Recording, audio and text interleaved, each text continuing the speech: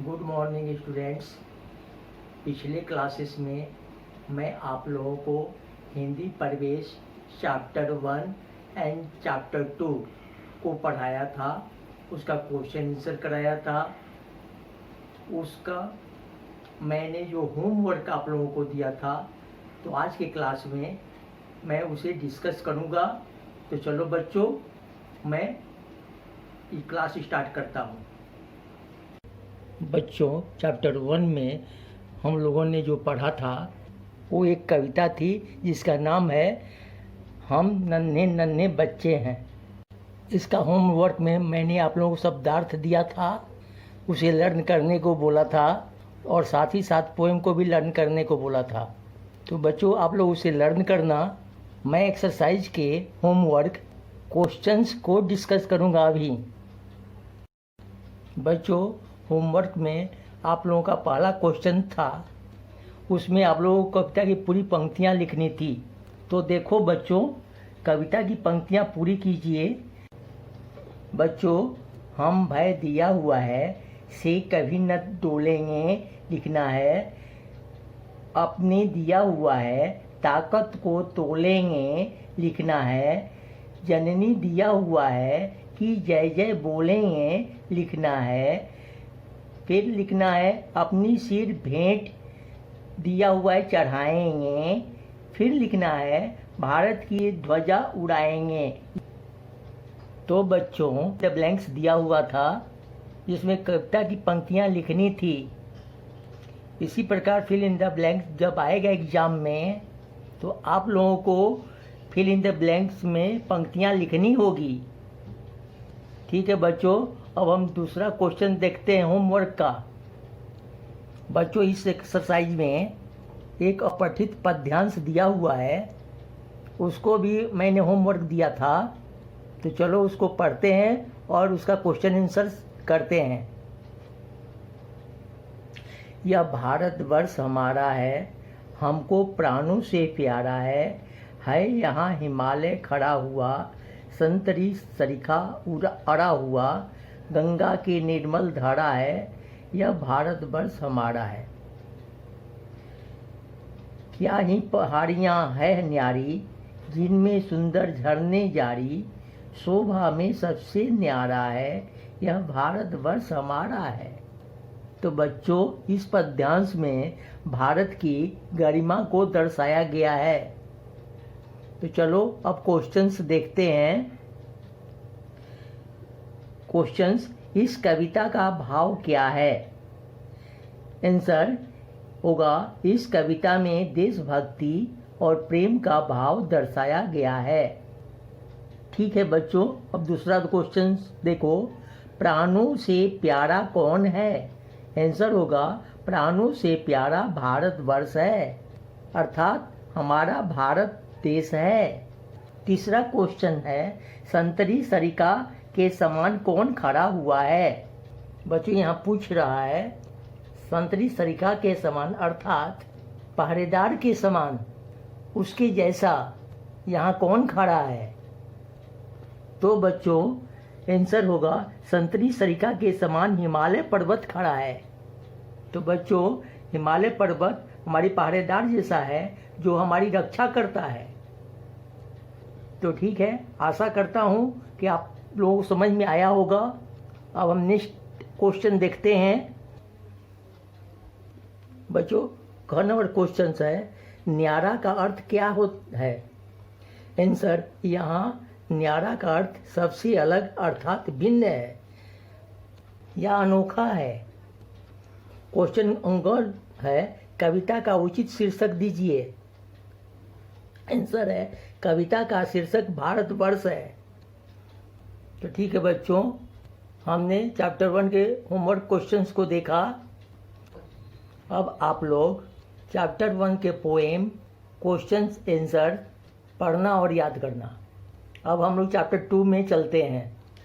बच्चों, हमने चैप्टर 2 में एक कहानी पढ़ी थी जिसका नाम बास्ता और जूता था। तो चलो उसके होमवर्क के क्वेश्चन को देखते हैं। सबसे पहले हम लोग इस चैप्टर के शब्दार्थ करेंगे। उदास अर्थात दुखी, कराहना अर्थात दर्द से चिल्लाना, पीड़ा अर्थात दर्द तकलीफ। फिर अगला तलाशी अर्थात ढूंढना, शर्म अर्थात लज्जा, पोशाक अर्थात पहनने के कपड़े, निरीक्षण अर्थात देखना, मैला कुचैला अर्थात गंदा, बदसूरत जिसकी सूरत बुरी हो। फिर ज़रूरत अर्थात आवश्यकता। उसके बाद तरकीब है अर्थात उपाय, आहट अर्थात आवाज़। ठीक है बच्चों, अब दूसरे होमवर्क के क्वेश्चन को देखते हैं। बच्चों सही उत्तर चुनकर सही का चिन्ह लगाना है। क में परेश ने किसकी कॉपी चुराई थी? रवि, रोमा, राजेश। इसमें रवि होगा सही, तो उसमें रवि में चिन्ह लगाएंगे सही का। ख में दिया हुआ है परेश ने बबलू के कंचे कहाँ छिपाए थे? इसमें दिया हुआ है बस्ते में, घर में, जूते में, तो सही इसमें होगा जूते में, तो जूते वाले शब्द में राइट के चिन्ह लगाएंगे। ठीक है बच्चों, अब नेक्स्ट होमवर्क का क्वेश्चन देखते हैं। ठीक है बच्चों, क्वेश्चन नंबर 5 में है नीचे दिए मुहावरों में नाक शब्द का प्रयोग हुआ है, इनके अर्थ समझकर वाक्य बनाइए। तो क नंबर में दिया हुआ है नाक कटना, इज्जत समाप्त होना, तो वाक्य होगा परेश ने चोरी करके अपनी नाक कटा ली। अब ख में देखो बेटे, नाक को चने चबाना, अर्थ है कठिन कार्य करना। इसका वाक्य होगा दादाजी के लिए 5वीं मंजिल तक सीढ़ियाँ चढ़ना नाक को चने चबाना है। अब है ग नंबर, नाक रखना, अर्थ होगा मान रखना। वाक्य होगा मुसीबत में सहायता करके आपने मेरी नाक रख दी। तो बच्चों एग्जाम में ऐसे ही शब्द आ सकते हैं, आप लोग खुद से वाक्य बनाने की कोशिश करिएगा। चलो अब नेक्स्ट क्वेश्चन देखते हैं। प्रत्येक पंक्ति में उस शब्द पर सही चिन्ह लगाना है जो पर्यायवाची नहीं है। क नंबर, दुनिया में विश्व, संसार, आकाश, जगत, इन शब्दों में जो पर्यायवाची नहीं होगा उस पर चिन्ह लगाएंगे। तो क आकाश पर्यायवाची नहीं है, इसलिए आकाश में चिन्ह लगाए हैं।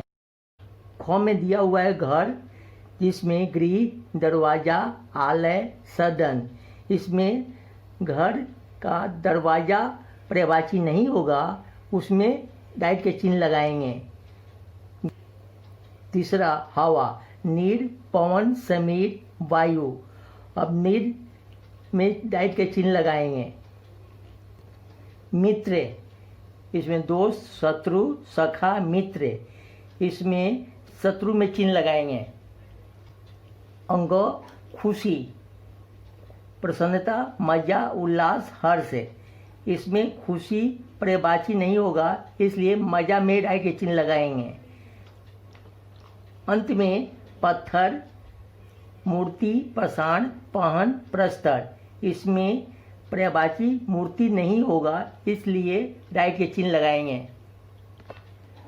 तो बच्चों इस चैप्टर का मैंने होमवर्क क्वेश्चन करा दिया और बाकी के क्वेश्चन का मैंने पहले ही पिक्चर भेज दिया था, तो आप लोग अब चैप्टर 2 को पढ़ो और उसके सारे क्वेश्चन आंसर याद करो।